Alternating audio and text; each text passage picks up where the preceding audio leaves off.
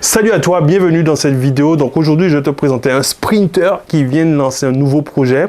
Et justement, est-ce que tu peux te présenter pour les personnes qui ne te connaissent pas? Qui tu es? Qu'est-ce que tu fais? Dis-nous un petit peu tout sur toi en fait. Kosela, 33 ans, je suis contrôleur financier. Donc j'ai intégré le programme de Candy en 2019 pour investir dans la pierre.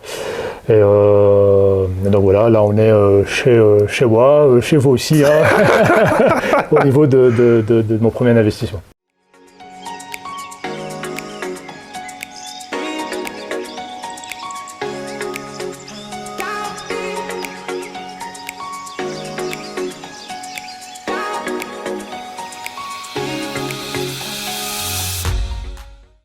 Bienvenue. Bah nickel. Bah voilà, on est là pour partager tout ça ensemble. Bah nickel. Bah écoute, je te laisse nous faire visiter tout ça. Et puis après, on te posera quelques questions un peu pour savoir un peu ton parcours alors. Ça marche? Parfait. Alors tu nous fais visiter lequel en premier? On commence par le premier. Donc, du coup, ça va être un studio ici. Actuellement, c'est la boutique. Ok. Donc il y aura le local technique qui va être derrière. D'accord. Donc il va commencer de là en fait de l'évacuation jusqu'à ce qu'on voit là. Ok. Et puis il y aura le local technique derrière. Donc c'est encore en travaux, hein. Okay. Il faut arriver à s'imaginer, à voir un peu ce que ça va donner. Ok. Mais, donc, alors quand tu dis local technique, c'est quoi? Genre ce sera la buanderie, c'est quoi exactement? Exactement. Buanderie. Donc il y aura tous les branchements d'eau qui vont monter pour les 6 appartes qu'il y aura en haut actuellement qu'on va débuter. Ok. Et puis il y aura bien sûr la buanderie, il y aura un sèche-linge, un lave-linge, il y aura aussi 2 ou 3 poubelles, voilà pour. Ok, ça marche, ça marche. Donc tu as dit 6 logements, donc ça veut dire qu'au total tu peux voir de faire combien de logements ici complètement? Alors en tout on peut aller jusqu'à 12. Hein, ok. Ok. Mais là on va commencer par 6. Ok. Question de budget. Ok. Puis après avec le temps. On fera les 6 autres. On fera les 6 autres. Ou 7 autres, on sait pas. On verra. Ok, donc on a vu le premier. Voilà, on a vu le premier, donc là c'est le rez-de-chaussée. Ok, ça marche. Donc là au niveau du rez-de-chaussée il y aura aussi le deuxième qui sera là. D'accord. Je vais allumer la petite lampe de Candy. Ah, c'est ça. Donc là, si tu arrives à voir, donc il y a encore la tuile qui est entreposée ici. Ok. Alors pourquoi de la tuile? Puisqu'on refait la toiture. Ah, tu refais la toiture. Donc, je refais carrément toute la toiture. Donc là du coup, tu es en train d'entreposer tout ça ici pour les stocker, quoi, du coup. Exactement. Donc ici, au début, j'allais partir sur un T2, mais là, je vais partir sur 2 studios, du coup. Ok. Donc il y aura un ici, qu'on voit là, du coup, avec les 2 fenêtres. Ok. Et ici, il y aura la séparation là. Il y aura le deuxième qui va être de ce côté-là, avec une petite cour derrière, si tu peux venir voir, fais attention. Ok. Et donc là, c'est encore les gravats qu'on n'a pas encore fait sortir, évacuer. Ok, ok. Est-ce que ça t'a pas fait peur, toi, de faire tout ce grand chantier là, du coup?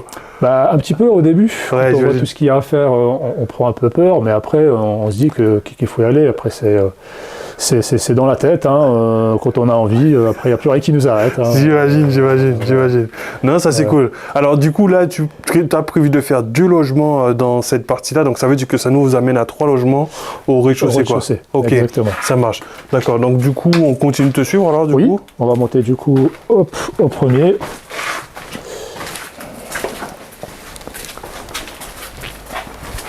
Donc là, il y a la cave qui va être... on ne peut pas y accéder comme on a les petites trames. Ok, ça marche. Mais on pourra voir ça après.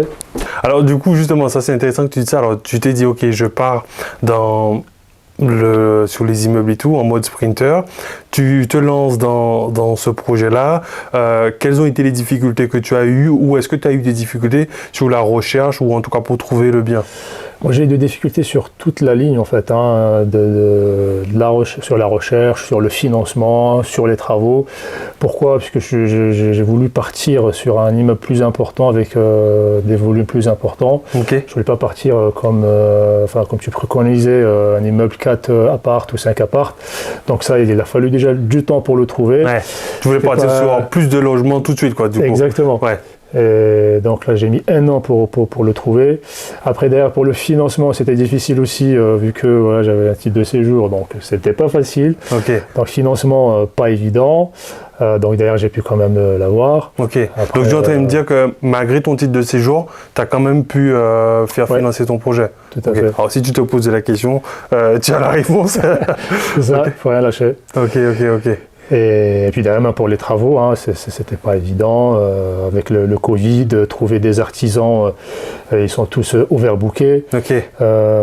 Donc voilà, des contraintes sur toutes les étapes, toutes les étapes du projet. J'imagine. Et voilà, après, il ne faut pas s'arrêter sur ces contraintes-là, quoi. Justement. Alors, du coup, tu dirais que tu as rencontré des difficultés et selon toi, c'est quoi l'élément qui a fait que tu n'as pas lâché l'affaire? Parce que, en gros, tu me dis que ça t'a pris quasiment 1 an pour trouver ton bien. Qu'est-ce qui a fait que tu as pu tenir 12 mois à faire tes recherches de biens? Parce qu'on pourrait se dire, ok, je fais pendant 1 mois, je fais des visites, je ne trouve pas, je laisse tomber l'affaire. Tu vois, qu'est-ce qui a fait que tu n'as pas lâché? C'est la volonté, tout simplement, c'est la motivation, la volonté de réaliser cet investissement, d'y aller dans ce sens-là, de se générer des revenus passifs. Donc c'est tout ça qui a fait que derrière, on ne lâche pas. Donc c'est un objectif que je me suis donné et derrière, il fallait y arriver. Ok. Et du coup, toi, quel conseil tu pourrais donner à quelqu'un qui aujourd'hui veut se lancer dans ce projet-là? Alors, tu sais de toute façon qu'il y aura des difficultés. Qu'est-ce que tu pourrais lui conseiller ou en tout cas, qu'est-ce qui t'a aidé, toi, à garder cette motivation? Qu'est-ce que tu pourrais lui donner comme conseil pour qu'il puisse garder cette motivation comme tu as pu avoir? C'est de vraiment être puiser au plus profond de lui-même et d'être sûr de lui et vraiment motivé. À partir du moment qu'on veut faire la chose, il n'y a rien qui... pour moi, il n'y a rien qui m'a arrêté. Toutes les contraintes que j'ai eues de recherche, de financement, de travaux, trouver les artisans avec le Covid et même là maintenant les matériaux les délais de livraison sont loin, donc c'est que des contraintes. Donc derrière c'est la volonté et la volonté, il n'y a que nous en fait qui pouvons derrière travailler cette volonté et garder la flamme en fait. Ouais, j'imagine. Et il n'y a pas d'autres personnes, à part peut-être des personnes proches qui nous soutiennent et qui nous poussent à aller dans ce sens-là. Ouais. Mais après je dirais que la force est en nous. J'imagine. Là, on arrive au premier étage. Ok. Donc là, on a en tout 2 studios et un T2. Ok. Donc là, il y a le premier studio ici à droite. Donc on a commencé déjà à plaquer, à passer l'électricité, à passer la plomberie. Donc on voit la salle de bain qui va être de ce côté-là. D'accord, ok. Là, tu auras la cuisine qui va être là du coup. Parfait. Avec la petite table ici. Et nickel. On va derrière toi, le lit qui va être là du coup. Ok. Et avec l'espace TV ici et bureau ici. Nickel. Donc voilà. Nickel. Pour le premier. Ok. Le deuxième, ça va être un peu pareil, c'est le même principe. Donc ici, il y a la salle de bain. Donc on voit qu'on a bien plaqué, qu'on a passé les lecs et la plomberie. Et on aura ici le lit qu'on va là. Avec le petit bureau. Ok. Et on aura la cuisine ici. Avec la petite table ici, la TV ici. Et là, ce studio, il a une petite terrasse qui est quand même négligeable. On va aller voir du coup. Ouais. Et c'est une belle valeur ajoutée. Ok, nice. Ouais. Parfait. Donc là, ça c'est le 4e du coup. Le 4e. Ah non, le 5e. Alors, parce qu'on a vu le 4. Alors je sais pas comment tu vas les noms. 4, 5, voilà, 5e, c'est ça. Ok, exactement. 5e. Ok, d'accord. Et donc la salle de bain sera de ce côté de. Ce côté-là, voilà. Les tuyaux sont passés, donc on a bien mis l'hydrofuge, le placo hydrofuge. Ok. Voilà. Et il y a toutes les. il y a le toilette ici, le lave-main et la petite applique, le petit miroir pour le lave-main. Parfait, faire le job. Voilà. Nickel. Donc ici on aura la porte pour le T2. Donc là pareil, c'est le même principe, la salle de bain ici. Ok. Donc là on voit il est un peu plus lumineux ce studio-là puisqu'il est côté rue. Ok. On a la cuisine, la petite kitchenette qui va être tout au bout. Ok. Et là on va avoir une petite table je pense ici, qu'on va mettre là avec un petit canapé ici. Ok. Et la TV qui va être en face. Parfait, nickel. Et puis on aura la chambre qui va être très spacieuse. Hop, attention, il y a encore des câbles. Ok. Ici, hop. On a la chambre ici d'à peu près 17 mètres carrés. Ok. Donc qui va être affiliée au T2. Ok. Je sais que toi, Candy, tu aurais fait ici. On aurait fait un logement. Un studio exact. Pour maximiser, mais après, ça fonctionne, donc t'as bien fait. Partir sur un mixte entre T2 et studio pour un peu stabiliser l'investissement. Ok, j'imagine. Non, intéressant. Ok, parfait. Et du coup, est-ce que ici tu as rencontré des difficultés parce que je vois que tu as refait le sol du coup? Ouais, du coup, on avait un sol qui n'était pas régulier. Okay. Donc, on a fait une chape de 5 cm. Okay. C'était indispensable pour après poser le parquet, pour avoir un parquet plus propre et plus stable surtout. Okay. Sinon, ça aurait été compliqué. Ok, j'imagine. Donc oui, après, il y a eu plein de difficultés. Hein. Après, quand on a refait la toiture, on a trouvé quelques surprises. Ok, j'imagine. On a trouvé des champignons, on a trouvé, enfin voilà, quelques fissures à refaire. On va peut-être les revoir après au niveau du deuxième étage. Ok. Mais oui, il y a toujours des surprises en fait. J'imagine.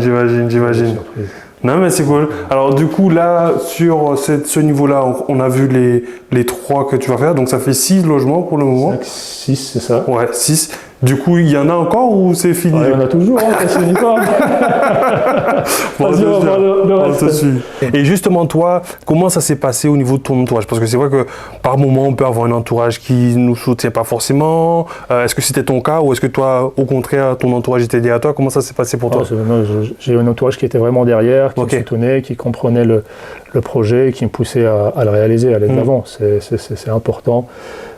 C'est vraiment important ce côté-là, effectivement. D'avoir quelqu'un derrière qui te pousse. Oui. Non, mais c'est cool. Alors, justement, pour venir sur le côté technique du projet, toi, selon ton retour d'expérience, quel est l'élément du programme, par exemple, qui t'a le plus aidé, où tu te dis, ben, heureusement que j'avais eu ça dans le programme, ou est-ce qu'il n'y a pas vraiment un élément, c'est tout le programme dans son entièreté? C'est quoi le truc qui t'a le plus marqué, toi, dans ce parcours? Il y a plusieurs trucs qui m'ont marqué. Il y a le fait de savoir où chercher, comment chercher, quelle ville cibler. Okay. Ça, c'était important, puisque moi, avant, j'étais là, enfin, où y aller, où chercher, quelle ville, enfin, je savais pas où y aller, quoi. Ouais.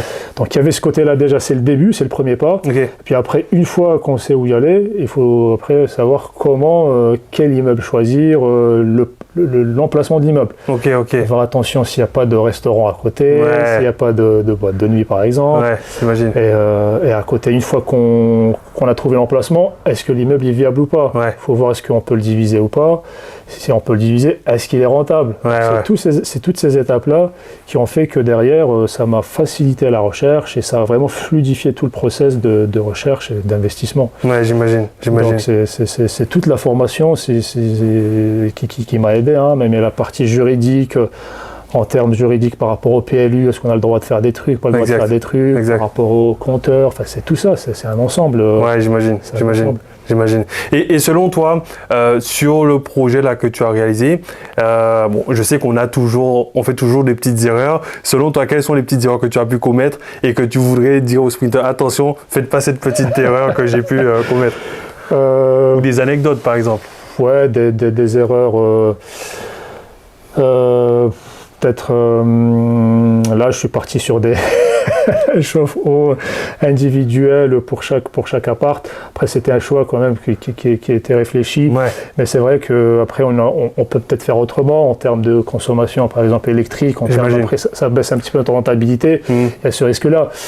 Après, ça, c'est une erreur. Hein. Ouais. Oui, ça, par exemple, je pense que c'est mieux finalement de partir sur un seul, enfin 2 ou 3 chauffe-eau de 300-400 litres de ballon, voilà, et d'alimenter tous les apparts. Après, tout dépend de la stratégie. Si on a envie de faire une partie classique, une partie longue durée, courte durée, donc tout dépend de ce qu'on va faire après. Ouais, mais alors moi, peut-être que je devrais poser la question autrement. En image, donc tu refasses un deuxième projet là, qu'est-ce que tu ferais différemment ou est-ce que tu referais pareil? Il y a peut-être des choses que je referais pareil, et voilà, il y a des choses que je ferais différemment.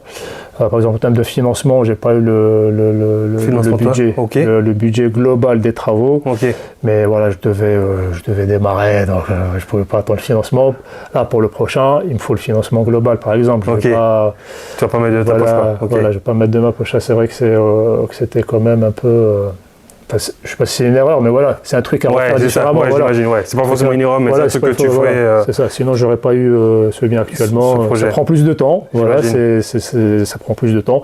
Mais si j'ai à refaire un autre investissement, je vais pas le refaire. Je vais pas le refaire de cette façon-là. Ok, j'imagine.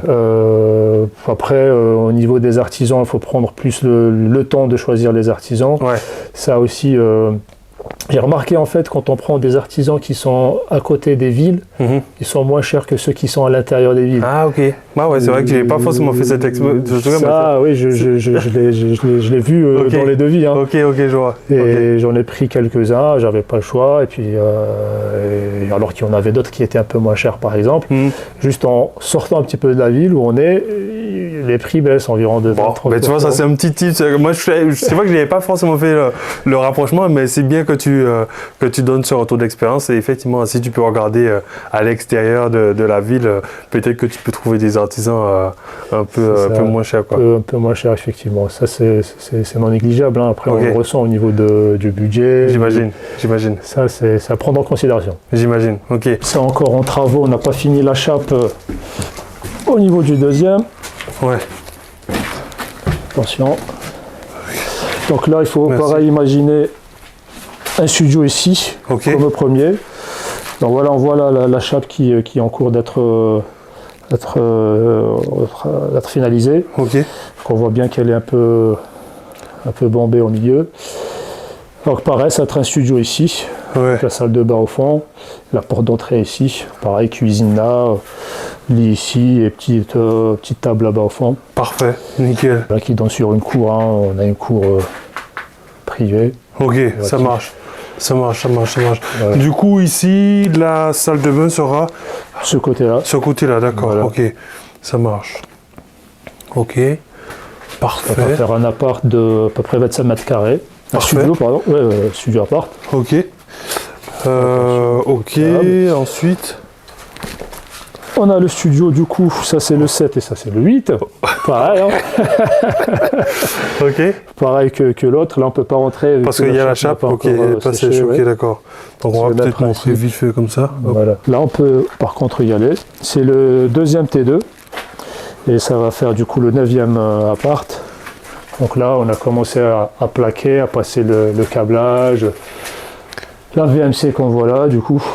Ok, nice. Voilà, donc au fond on aura une cuisine et pareil avec un plan, avec des tables ici, un petit canapé ici. Ok, je vois. Alors je vois que ici tu as du simple vitrage. Tu as prévu de changer le simple vitrage, du double vitrage, qu'est-ce que tu as prévu de faire exactement? C'est ça, au début je suis parti sur le changement global de la fenêtre. Ouais. Comme on est classé, on voit bien l'église qui est en face, style baroque. Ouais. On est classé ABF, on ne peut pas faire ce qu'on veut. Mais après, comme le coût était très important, donc je vais repartir sur le changement que des carreaux. Ok. Donc du simple au double vitrage et ça fait le job, quoi. D'accord, ok, nickel. Et tu as une idée de tarif, combien ça peut coûter de faire ce changement-là ou pas? Oui, on est à peu près, alors pour 6 fenêtres, 6, 7, 8, on est à peu près à 4000. 4 000 €, d'accord. Ok. Parce qu'effectivement, comme tu peux pas faire n'importe quoi ici, tu es obligé de trouver une solution pour ne pas être une passoire thermique quand même. C'est ça, exactement. Donc une nouvelle réglementation qui est mise en place depuis cette année en termes de numéro de classement énergétique. Voilà. Ouais. Donc on pourra plus louer sinon. C'est ça, exact. Non mais c'est bien vu. Dans quelques années. Ça marche. Donc du coup ici, en fait, je pense que c'est la même configuration. On doit avoir la chambre de l'autre côté alors du coup. Exactement. On va avoir la chambre ici. Je parlais de surprise. Voilà. Donc on voit bien ici la petite fissure qu'on retrouve ici avec le voisin. En fait, c'est une problématique de toiture. Il y a la toiture du voisin qui passe juste derrière, donc elle est mal isolée. Ok. Il y a quelques infiltrations. Donc on va repasser tout ça à la chaux avec de la trame pour absorber un petit peu l'humidité, pour que la chaux absorbe un petit peu l'humidité. D'accord. Et puis mettre un peu de ferraillage au bout, au niveau de l'angle, pour solidifier tout ça entre les deux murs. Ok, je vois. Voilà. Non, mais c'est nickel. Alors justement, j'ai vu que là aussi, tu avais refait le toit, là, du moins pas le toit, Oui, mais... la poutre ici, effectivement, là on a une poutre, comme tu peux le voir, qui s'est fissurée ici au milieu. Il y avait la toiture qui était défectueuse, où il y avait quelques infiltrations à ce moment-là, Ok. quand j'ai acheté le bien. Et avec le temps, donc la poutre a pris l'eau, et comme c'est une grosse poutre, elle a mis du temps à sécher, donc elle a craqué. Ok. Donc on l'a renforcée avec deux poutres, si j'ose dire ça comme ça, de lamelles écollées, Ok. et avec on a passé des tiges filetées des deux côtés Pour pouvoir que soutenir... pour la soutenir, pour que tout pour que ça tienne le plateau qui qui est au-dessus. est au-dessus. Nickel. Good job. Voilà. Parfait. Voilà. Parfait. Donc là, on a vu les 9 de celui-ci. Du moins. Alors, 9, c'est ça? ouais, 9, on a vu 9. Est-ce qu'il y en a encore? Ah bah oui. On va pas s'arrêter, Kenzie. Let's go. Alors justement, maintenant, on a parlé de financement, on a parlé justement du projet. Là, qu'on parle un peu chiffres, le bien en lui-même, il t'a coûté combien? Alors avec les frais de notaire, Ouais, frais de notaire et tout. Je me rappelle que du montant global, c'était 72 ans. 72 000. Ouais. Ok, tu vois, genre là, en gros, étant en surface, t'as combien de mètres carrés? 320. 320 mètres carrés. Je te laisse faire le calcul au prix au mètre carré. Là, effectivement, tu as trouvé un beau projet, quoi. Ok. Et là, du coup, tu as un potentiel de 13 logements. Ouais. Et tu vas commencer par 6. Et du coup, en termes de travaux, en termes de budget de travaux, tu as estimé combien? Du moins, tu as budgétisé combien pour les 6 premiers, là? Pour les 6 premiers, il y a 200 que pour les appartes. Il y a Ok. la toiture, elle est à 50. La toiture dans 250. Ok. Toiture et appart. D'accord, ok, je vois. Donc là, ça te fait un budget total d'un peu plus de 300 000, quoi, du coup. C'est ça. Avec le prix d'achat, on est aux alentours de 322. Ok, je vois. Mais en fait, toi, tu as fait ce choix-là parce que tu voulais avoir un gros projet. C'est ça. En fait, j'ai tout fait différemment par rapport à ce que tu nous conseilles de ce côté-là. En fait, c'est de partir sur un petit truc, et puis après de refaire un autre truc. J'ai pas le temps de refaire un truc, donc voilà, donc on peut partir. Gosé, là, il s'est dit, bon, moi, j'ai pas envie de faire de doublette, je fais ma doublette en une. Du coup, je fais un gros projet. Donc, effectivement, ça fonctionne. Donc, du coup, voilà. Comme tu as pu le faire financer, parce que tout le monde ne peut pas se faire financer un projet de 300 000 aussi, tu vois. Ouais. Donc, du coup, c'est bon, c'est un choix à faire, mais du coup, de toute façon, l'essentiel, c'est que ça aboutisse. Et du coup, là, au niveau de la ville, je ne sais pas si tu as prévu de faire plutôt de la courte durée, de la location standard. Qu'est-ce que tu as prévu? Et en termes de chiffres, qu'est-ce que ça va donner, du coup? Alors, en termes de location, je vais plus partir sur de la courte durée pour un début. Okay. Mais je pense que c'est largement faisable d'après ce que j'ai fait comme étude. Ok. Donc courte durée partout, sur ces apparts. Ok, j'imagine. Et tu prévois des nuitées à peu près à combien par logement? Pour un studio, je pense que ça va tourner autour de 35 pour un début. Et pour un T2, 45, démarrer peut-être avec un petit prix de démarrage de lancement, quoi. C'est ça. Pour appâter le client. C'est ça. Okay. Après, on augmente au fur et à mesure. Ok. Non, mais c'est cool. Donc, du coup, mais si on fait un truc vraiment basique, si on part à 3 x 6, 18, ça te fait 180 balles par nuit. Si tu fais genre, on va arrondir à 200 ça te fait 6000 balles par mois. Si tu fais un plein. Voilà, si on est vraiment plein. Après, si on n'est pas plein, si on part sur une moyenne de 20 jours, on est à peu près 4000 pour les 6 appartes. Ça reste correct. Et en termes de mensualité, tu seras à combien là, du coup, parce que tu m'as dit que tu n'as pas tout fait financer, en termes de mensualité, tu seras à combien? Je serai à 600. 600 €, d'accord. Ouais, donc du coup, il te restera quand même un peu de cash flow pour investir et finir les autres. Exactement, pour finaliser le reste. Voilà. Non, mais c'est cool. Et du coup, toi, comment tu t'es senti le jour justement où tu as eu les clés de ce projet-là, émotionnellement, je veux dire? On est content, hein. C'est une émotion après beaucoup de recherches, beaucoup d'investissements, beaucoup de week-ends. Non, mais on est vraiment, c'est une sensation à part, on se sent satisfait et quand même un peu fier de soi-même, quoi. Ouais, j'imagine. Donc non, c'est un sentiment de bonheur aussi. Hein. Après, il y a tout le travail à faire derrière. Hein. Donc on se rend compte après de la responsabilité qu'on a et de ce qui nous attend. Donc après, on se calmera plutôt. J'imagine. Non, mais c'est cool. Mais justement, bon, toi, tu as quand même eu cette niaque, ce truc de te dire, ok, ben j'y vais quand même. Il y a peut-être des gens aujourd'hui qui nous regardent, mais qui se disent, mais ouais, mais moi, genre, est-ce que vraiment je peux m'embarquer dans ce truc-là et qui ont peut-être peur de se lancer dans un projet comme ça. Toi, qu'est-ce que tu pourrais dire à quelqu'un qui, aujourd'hui, genre, a des craintes ou a peur de se lancer dans un projet d'immeuble qui se dit, ben, je me sens pas capable. Oui, après, c'est normal, c'est humain d'avoir peur. Et puis, quand on n'est pas entouré, c'est normal qu'on se pose des questions. Après, il y a lieu de se former, surtout. Moi, si j'ai à donner un conseil, c'est ça. Ce qui m'a permis de passer à cette étape-là, c'est la formation. Et c'est ça qui fait qu'on passe de ce stade de peur à un stade où on est rassuré. Ouais. Et c'est là où on peut vraiment franchir le cap. Donc, il faut s'entourer pour avoir les bons conseils, où il faut investir, tous les calculs qu'il faut faire, tout ce qu'il faut savoir. C'est ça qui permet qu'on franchisse le cap. Moi, s'il n'y avait pas la formation, je pense pas que j'aurais franchi le cap tout seul. J'aurais quand même pris peur. Acheter un studio, quoi. C'est ça, exactement. Il faut les outils, en fait. Ouais, j'imagine. Outils juridiques, outils techniques, outils de stratégie. C'est tout ça qui fait que derrière, on est rassuré, on y va sereinement. Ouais, j'imagine. Et du coup, maintenant, toi, tu étais rassuré parce que tu savais que tu avais le programme et puis tu as pu voir les gens qui autour de toi, d'autres sprinters qui l'ont fait. Toi, comment ton entourage a réagi quand tu leur as dit, bon, la famille, là, je viens d'acheter un bien ou alors je vais acheter un bien. Comment ça s'est passé? Il y en a qui étaient étonnés, il y en a non, puisqu'ils me connaissent ma personnalité. Il y en a qui étaient étonnés, effectivement. Après, ils se demandent comment financer tout ça, en termes de travaux, et comment réaliser tout ça. Après, chacun après sa vision des choses. Il y a des visions qui diffèrent de... Et est-ce qu'ils n'ont pas eu peur pourtant de se dire, mais qu'est-ce que tu as fait Non, pas beaucoup. Pas beaucoup. Ok. Non, okay. Ça va. Donc du coup, ça va, tu étais quand même dans un environnement où on te poussait dessus, quoi. C'est cool. C'est important, en fait.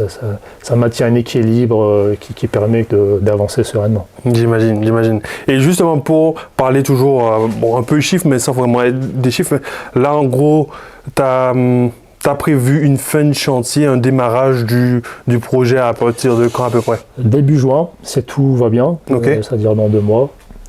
Après, on voit, il y a toujours des surprises. J'imagine. Toujours des retards, il y a toujours des... Pas évident de gérer les artisans. J'imagine. Donc, pour les 6 apparts, début juin. Début juin, d'accord, ok.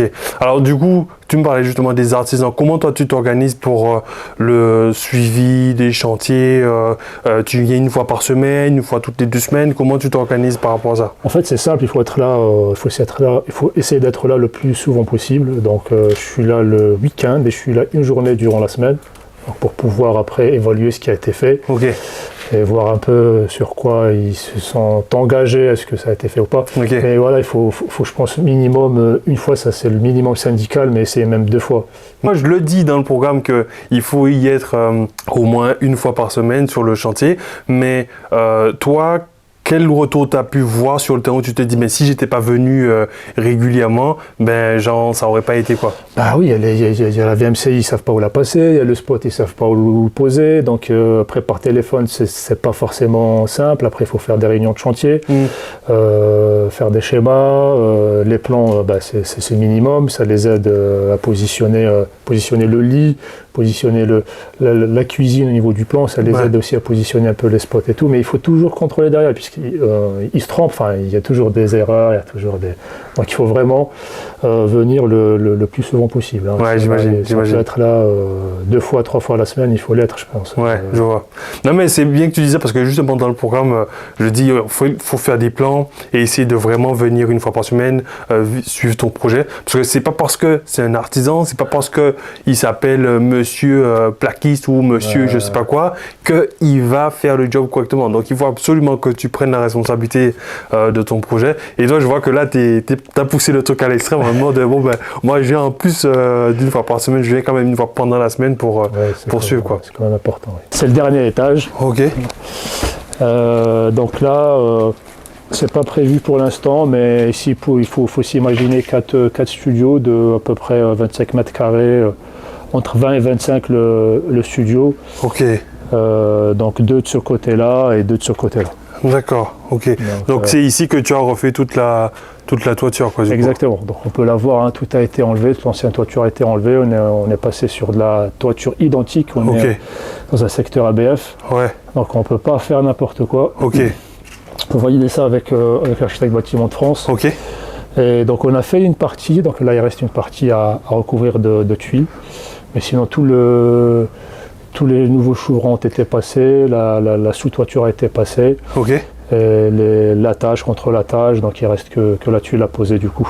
Ok. Et ça marche. Après les trucs d'étanchéité. Ok, j'imagine. Alors tu me disais justement que tu avais prévu d'en faire 6 tout de suite, donc ça veut dire que ça c'est quelque chose que tu prévois de faire, les 4 qui sont là, tu les prévois de les faire un peu plus tard. Voilà, un peu plus tard, ouais. Ça marche. Je crois que tout stabilise et puis une fois qu'on reprend un petit peu notre souffle. Ouais, j'imagine. On verra après. J'imagine. Alors quelles ont été tes craintes justement par rapport au fait qu'il y ait eu le Covid, etc. Comment tu t'es senti toi, par rapport à tout ça? Bah, c'est ça, on se dit que peut-être notre stratégie allait être un peu chamboulée, on allait partir sur de la location courte durée, mais après on se dit peut-être que ça va marcher moins que prévu. Ouais. Après on est obligé de penser à équilibrer ça. Donc après oui, il y a quelques craintes, mais après qui sont vite parties après le premier confinement. On a vu qu'on a repris quand même, les choses ont repris derrière, donc on s'est remis dans la stratégie et courte durée, et puis voilà, et après c'est parti derrière. Nickel. Et après, grosso modo, en termes de grosses surprises que tu as eues là, c'était quoi les grosses surprises que tu as pu avoir sur ton projet? J'ai trouvé un champignon. Ok. De la mérule ou pas? Non. J'ai pas dormi pendant une semaine. J'imagine. Ah non, c'était le, comment il s'appelle, cognon, enfin un truc là des caves, je ne me rappelle plus comment il s'appelait. C'était pas de la mérule, donc il faut, quand on trouve un champignon comme ça, une seule solution, c'est faire un diagnostic. Il ne faut pas regarder sur internet, il ne faut pas, puisque après on commence à avoir des champignons partout. En fait, c'est comme quand tu vas sur les sites pour regarder, genre quand tu as un bouton de mais c'est un cancer, donc faut c'est tout à fait ça. Faut faire venir un professionnel. Il faut faire venir un professionnel et faire un diagnostic. Il n'y a que ça qui peut déterminer l'origine du champignon. Ouais, j'imagine. Donc voilà, c'était pas de la virule. ça m'a fait quand même fait peur, et on a changé tout le plateau, une partie du plateau, donc repartir sur de nouvelles solives et un traitement. J'ai fait faire aussi un traitement par une société spécialisée. Donc ça, c'était une surprise quand même qui n'était pas prévue. Ouais, j'imagine. Et il y avait aussi il y avait un mur où j'ai des illustrations avec mon voisin. Ouais. Et donc là, il y a quelques fissures. Derrière, il faut repartir reconsolider tout ça, et ça, c'était pas prévu. Donc quand on commence à tout enlever, c'est là où c'est un peu le risque, quand on achète des biens comme ça qui sont... Enfin, on voit pas ce qu'il y a derrière. J'imagine. Il y a du plâtre, et on ne peut pas tout enlever pour acheter. Donc, exact. Non, mais justement, maintenant, la question qu'on peut se poser, c'est, alors, malgré toutes ces surprises que tu as eues, les petits différends que tu as pu rencontrer, est-ce que t'es toujours à fond dans le projet, ou tu te dis, purée, mais dans quoi je me suis lancé? Quel est ton sentiment? Au début, il y avait ce petit sentiment, effectivement, dans quoi je me suis lancé, parce que moi j'avais aussi la toiture à refaire. Donc je ne te dis pas, après, trouver un couvreur, c'est pas évident, ils sont tous surbouclés. Les matériaux aussi, là-dessus, il faut une tuile spécifique, comme je suis dans un secteur classé. Donc après, on se dit, donc on s'est embarqué, quand on voit les délais qui se rallongent de plus en plus, on se dit, oui, ça va jamais se finir, mais pourquoi je suis parti sur ça? J'imagine. j'imagine. Après, au fur et à mesure, on se rassure de plus en plus et on se dit, on a quand même bien fait, quoi. Ouais, j'imagine.